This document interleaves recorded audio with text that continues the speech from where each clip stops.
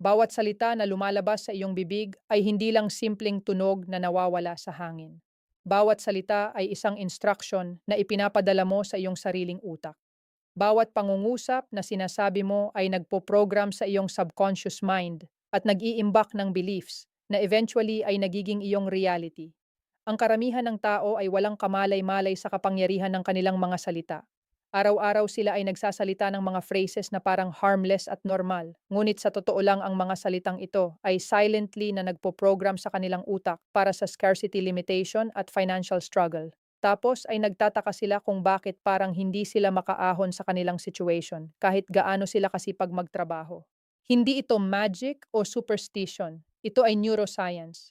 Ang ating utak ay literal na nag-create ng neural pathways based sa mga salita at thoughts na repeatedly nating ginagamit. Kapag paulit-ulit mong sinasabi ang isang bagay, ang pathway na iyon ay nagiging mas malakas at nagiging default mode ng iyong thinking at behavior. Maligayang pagdating sa Inner Mind Espanyol. Ako ang iyong gabay sa paglalakbay na ito kung saan tatalakayin natin ang 8 specific na salita at phrases na maaaring ginagamit mo araw-araw na silently na nagpo-program sa iyong utak para sa scarcity. At higit sa lahat, ibabahagi ko kung paano palitan ang mga ito ng powerful na alternatives na magpo-program sa iyo para sa abundance at success. Bago tayo magpatuloy, importante na maintindihan mo ang scientific basis ng discussion na ito. Ang concept na tatalakayin natin ay rooted sa neuroplasticity, na siyang ability ng brain na mag-change at mag-rewire ng sarili based sa experiences at repetitive thoughts. May decades na ng research na supporting ang idea na ang ating self-talk at language patterns ay significantly affecting ang ating psychological state decision-making at ultimately ang ating life outcomes. Ang mga resulta ay maaaring mag-iba sa bawat tao, depende sa individual circumstances at consistency ng practice. Ang video na ito ay pang-edukasyon lamang at hindi pamalit sa professional psychological advice. Kung handa ka ng malaman kung aling mga salita ang secretly na nagsasabotage sa iyong success, at kung handa ka ng palitan sila ng empowering alternatives, isulat mo sa mga komento ang pariralang pinipili ko ang mga salita ng abundance. Ang declaration na ito ay iyong unang hakbang sa linguistic transformation. Simulan na natin. Hayaan mong ikwento ko sa iyo ang kwento ni Eduardo na isang 45 taong gulang na sales manager mula sa Cebu City. Si Eduardo ay nagtatrabaho sa sales industry sa loob ng 20 taon. May experience siya, may skills siya, at may connections siya. Ngunit sa kabila ng lahat ng ito, ang kanyang career ay parang stuck sa isang plateau na hindi makaahon sa next level. Kapag tinanong mo si Eduardo tungkol sa kanyang situation, may consistent na pattern sa kanyang language. Mahirap talaga ang sales ngayon eh. Hindi ko afford ang ganyang opportunity. Ang taas naman ng presyo ng lahat. Wala talaga akong time para sa ganyan. Ito ang mga salitang regularly na lumalabas sa kanyang bibig. Isang araw, nag-attend si Eduardo ng personal development seminar na sponsored ng kanyang company. Ang speaker ay isang renowned psychologist na specializing sa language patterns at success psychology. Ang tinuro ng speaker ay nagbago sa perspective ni Eduardo. Sinabi ng speaker na ang bawat oras na sinasabi mo ang mga phrases tulad ng hindi ko afford at wala akong time, ikaw ay actively na nag-i-instruct sa iyong brain na huwag hanapin ang mga solutions. Ang iyong subconscious ay obedient. Kapag sinabi mong hindi mo afford, isasara nito ang mga pathways na maaaring makahanap ng way para ma-afford mo. Ito ay self-fulfilling prophecy na created by your own words. Challenged si Eduardo ngunit willing siyang mag-experiment. Sa loob ng 30 araw, committed siyang obserbahan at baguhin ang kanyang language patterns. Hindi niya completely na ini-eliminate ang mga problematic phrases sa first day dahil malalim na ang habit, ngunit consciously niyang pinalitan ang mga ito ng alternatives kapag nahuhuli niya ang sarili. Ang results ay gradual pero noticeable. Una, napansin niya na ang kanyang mood ay nag-i-improve dahil ang alternatives ay naturally na mas positive. Pangalawa, nagsimula siyang makakita ng opportunities na dati ay hindi niya napapansin. Pangatlo, ang kanyang sales performance ay nag-umpisa na mag-improve dahil ang language niya sa clients ay naging mas confident at solution-oriented. 6 na buwan pagkatapos ng seminar, si Eduardo ay na-promote sa regional manager position. Hindi lang dahil sa language change, ngunit ang language change ay naging catalyst sa series ng positive shifts sa kanyang thinking at behavior. Ito ang kapangyarihan ng conscious language, at ito ang ituturo ko sa iyo ngayon. Ang unang salita na dapat mong iwasan ay ang pariralang hindi ko afford. Ito ay probably ang pinaka-common at pinaka-damaging na scarcity phrase na ginagamit ng tao. Kapag sinabi mong hindi ko afford, ikaw ay declaring sa iyong utak na ang resources ay fixed at limited. Ikaw ay closing the door sa possibility ng finding ways at creating solutions. Ikaw ay programming ng iyong subconscious na ikaw ay powerless pagdating sa financial matters. Ang reality ay madalas ang hindi ko afford ay actually nangangahulugan na hindi ito priority ko sa ngayon o hindi ko pa alam kung paano. Ang mga ito ay different na statements na may different na implications para sa iyong brain. Ang powerful na alternative ay ang tanong na paano ko kaya ito ma-afford? Ang simpleng pag-shift mula sa statement patungo sa question ay transformative. Ang question ay nag-activate ng problem-solving mode ng iyong brain. Sa halip na isara ang pinto, nagbubukas ka ng invitation para sa iyong subconscious na maghanap ng creative solutions. Ang isa pang alternative ay ang statement na ito ay hindi priority ko sa ngayon dahil mas pinipili ko ang iba. Ito ay acknowledging ng iyong agency at power of choice sa halip na victimhood. Ang ikalawang salita na dapat mong iwasan ay ang wala akong time. Ito ay isa sa mga favorite na excuse ng maraming tao at ito ay deeply programming ng scarcity sa iyong relationship sa time. Kapag sinabi mong wala kang time, ikaw ay positioning ang sarili mo bilang victim ng external circumstances. Ikaw ay implying na ang time ay something na nangyayari sa iyo, hindi something na ikaw ang nagmamanage. Ang reality ay lahat tayo ay may parehong 24 na oras sa isang araw. Ang difference ay kung paano natin ito ina-allocate at kung ano ang ating priorities. Ang tao na nagsasabi ng wala akong time para sa exercise ay madalas na may time para sa hours of social media scrolling. Hindi ito judgment. Ito ay observation na pointing sa deeper truth. Ang powerful na alternative ay, hindi ko ito ginawang priority o pinili kong gamitin ang oras ko sa ibang bagay. Ang mga phrases na ito ay acknowledging ng iyong power of choice. Ikaw ang nagde-decide kung saan napupunta ang oras mo. At kung hindi mo gusto kung paano mo ginagastos ang oras mo, ikaw din ang may power na baguhin ito. Ang isa pang alternative ay ang tanong na, paano ko kaya mahanap ang oras para dito? Muli, ang question format ay activating ng solution-seeking mode ng brain. Ang ikatlong salita na dapat mong iwasan ay ang mahirap talaga eh. Ito ay general purpose na scarcity phrase na maaaring i-apply sa almost anything. Mahirap ang buhay, mahirap kumita, mahirap maghanap ng trabaho, mahirap mag-save. Kapag laging mahirap ang framing mo, ikaw ay conditioning ng iyong brain na i-expect ang difficulty at struggle. Ang iyong reticular activating system na siyang filter ng iyong brain para sa kung ano ang mapapansin mo ay nakatune para mag-focus sa mga challenges at obstacles dahil iyan ang nakaprogram. Ang powerful na alternative ay ang reframing na may challenges ngunit may solutions din. O kaya ay ito ay may complexity ngunit kayang-kaya naman. Ang mga phrases na ito ay acknowledging ng reality na hindi naman lahat ay easy ngunit hindi nagsiset ng expectation na ang default ay always struggle. Ang mas positive na alternative ay anong strategies ang maaari kong gamitin dito. Muli ang question format ay transformative. Ang pang-apat na salita na dapat mong iwasan ay ang palaging ganyan naman. Ito ay fatalistic phrase na implying na ang past patterns ay inevitable at unchangeable. Kapag sinabi mong palaging ganyan, ikaw ay nag-generalize ng few instances bilang permanent na reality. Ikaw ay closing ang possibility ng change at improvement. Ikaw ay surrendering ng iyong power sa altar ng pattern na ikaw mismo ang nag-define. Ang reality ay walang truly na always. Ang past ay hindi perfect predictor ng future lalo na kapag willing ka ng gumawa ng different choices. Ang powerful na alternative ay ganito ang nangyari dati ngunit pwede namang mag-iba sa susunod. O kaya ay sa nakaraan ay ganito ang pattern ngunit open ako sa bagong outcomes. Ang mga phrases na ito ay acknowledging ng past without being imprisoned by it. Ang ikalimang salita na dapat mong iwasan ay ang sana lang. Ito ay phrase na masquerading bilang hope ngunit actually ay expression ng powerlessness. Kapag sinabi mong sana lang magkaroon ako ng pera o sana lang mag-improve ang situation ko, ikaw ay positioning ang desired outcome bilang something na beyond your control.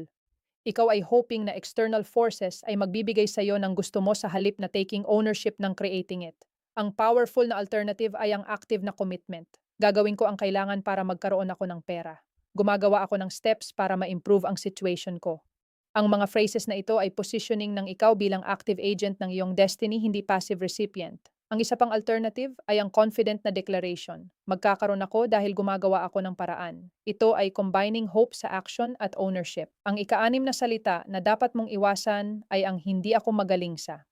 Ito ay self-limiting na declaration na madalas ay hindi naman based sa comprehensive na assessment kundi sa few negative experiences o sa comparison sa others. Kapag sinabi mong hindi ka magaling sa pera o hindi ka magaling sa business o hindi ka magaling sa negotiation, ikaw ay planting ng limiting belief na mag-a-affect sa iyong actual performance. Ang iyong brain ay tending na prove you right. Kung naniniwala kang hindi ka magaling, magbe-behave ka sa paraan na consistent sa belief na iyan. Ang powerful na alternative ay ito ay area na currently kong dinedevelop o nag-aaral ako na maging better dito. Ang mga phrases na ito ay acknowledging ng current skill level without making it fixed identity. May growth mindset na embedded dito. Ang isa pang alternative ay, hindi pa ganun ka-strong ang skill ko dito, ngunit improving naman. Ang power ng word na path improving ay significant. Ito ay implying trajectory ng growth. Ang ikapitong salita na dapat mong iwasan ay ang sino ba naman ako para. Ito ay imposter syndrome phrase na questioning ng iyong worthiness para sa good things. Kapag sinabi mong sino ba naman ako para mag-ask ng raise o sino ba naman ako para mag-start ng business o sino ba naman ako para makuha ang opportunity na iyan, ikaw ay undermining ng iyong own confidence at signaling sa others at sa iyong sarili na hindi ka deserving. Ang powerful na alternative ay ang confident na self-acknowledgement. Ako ay qualified at capable para dito. O kaya ay may karapatan ako na mag-pursue ng opportunities na aligned sa aking skills. Ang mga phrases na ito ay affirming ng iyong worth at right na mag-pursue ng good things. Ang isa pang alternative na mas humble ngunit still empowering ay may contribution ako na maaaring i-offer at iyon ay valuable. Ang ikawalong salita na dapat mong iwasan ay ang mga comparative na statements tulad ng hindi naman ako kasing at mas mapalad kaya siya kaya. Ang mga phrases na ito ay expressing ng comparison at attributing ng success ng iba sa luck sa halip na factors na within your control din. Kapag sinabi mong hindi naman ako kasing talented niya o mas mapalad, kaya siya, kaya nagkaganyan, ikaw ay creating narrative na ang success ay based sa fixed traits o random luck na wala ka. Ito ay removing ng iyong agency at creating ng convenient excuse para sa hindi pag-try. Ang powerful na alternative ay ang focus sa sarili. Ano ang strengths ko na pwede kong i-develop further? Ano ang actions na within my control na maaari kong gawin? Ang mga phrases na ito ay redirecting ng attention mula sa others patungo sa what you can actually influence. Ang isa pang alternative ay inspiring na statement. Ang success niya ay proof na possible ito at ako ay gagawa ng sarili kong paraan. Ngayong na-identify na natin ang 8 problematic na salita at phrases oras na para i-discuss kung paano i-implement ang changes sa iyong language patterns. Ang unang step ay awareness development. Hindi mo maaaring baguhin ang hindi mo namamalayan. Sa simula ang goal ay simply notice kapag ginagamit mo ang mga scarcity phrases. Hindi judgment, hindi immediate correction. Simple awareness lang muna. Practical na way para mag-develop ng awareness ay ang pag-keep ng small notebook o notes app kung saan mo ininote ang mga instances na nahuli mo ang sarili mong gumagamit ng scarcity language. Kasama ang context at ang specific phrase. After 1 week, review mo ang notes at makikita mo ang patterns. Ang ikalawang step ay pause at reflect. Kapag nahuli mo ang sarili mong about to say o just said ng scarcity phrase, mag-pause ka. Tanungin mo ang sarili mo kung ano talaga ang gustong sabihin mo at kung may better way ba para i-express ito. Sa simula ang pause ay maaaring awkward, maaaring matagal bago ka makaisip ng alternative. Okay lang iyon. Ang practice ay part ng process. Eventually magiging mas natural at mabilis ang shift. Ang ikatlong step ay consistent replacement. Kapag na-identify mo ang alternative, mag-commit na gamitin ito consistently.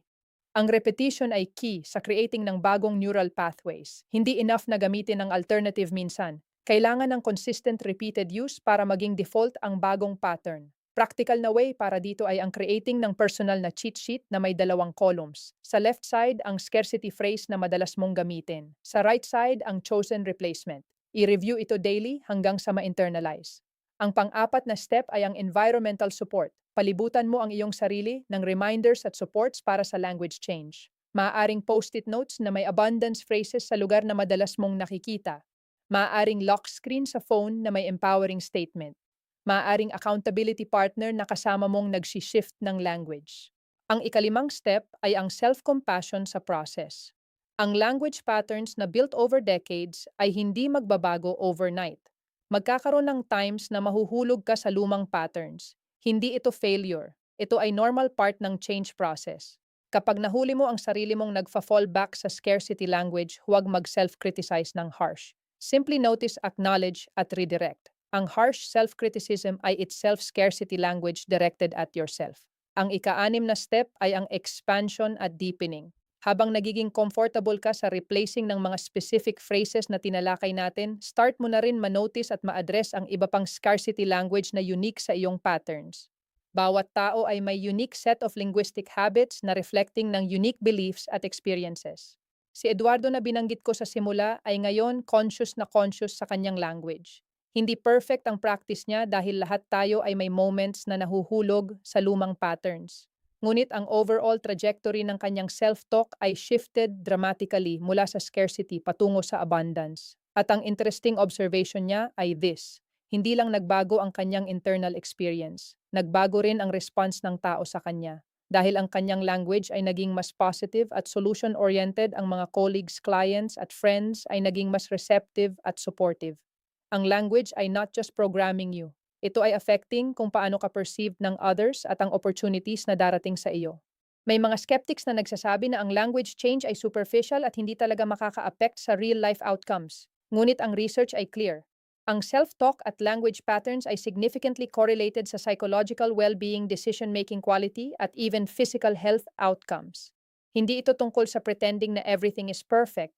Hindi ito tungkol sa toxic positivity na denying ng real challenges. Ito ay tungkol sa choosing ng language na empowers rather than diminishes, na opens possibilities rather than closes them, na acknowledges challenges while affirming your capacity na mag-navigate ng challenges. Ang abundance language ay hindi about lying sa sarili mo. Ito ay about telling yourself the fuller truth. Dahil ang truth ay mas expansive kaysa sa scarcity stories na madalas nating sinasabi sa ating sarili. Kapag sinabi mong hindi mo afford ang question ay, is that actually completely true? Or are there creative possibilities you haven't explored? Kapag sinabi mong wala kang time ang question ay, is that completely true? Or is it more accurate to say you haven't prioritized it? Ang abundance language ay invitation na mag-explore ng fuller truth at broader possibilities. At sa exploration na yan, madalas na nagbubukas ang mga doors na akala mo ay permanently closed. Ang invitation ko sa iyo ay this: sa susunod na 7 araw, i-commit mong i-observe ang iyong language patterns. I-note ang mga instances ng scarcity language at simulan ang process ng conscious replacement. Hindi mo kailangan ng perfect execution. Kailangan mo lang ng willing start at consistent na effort.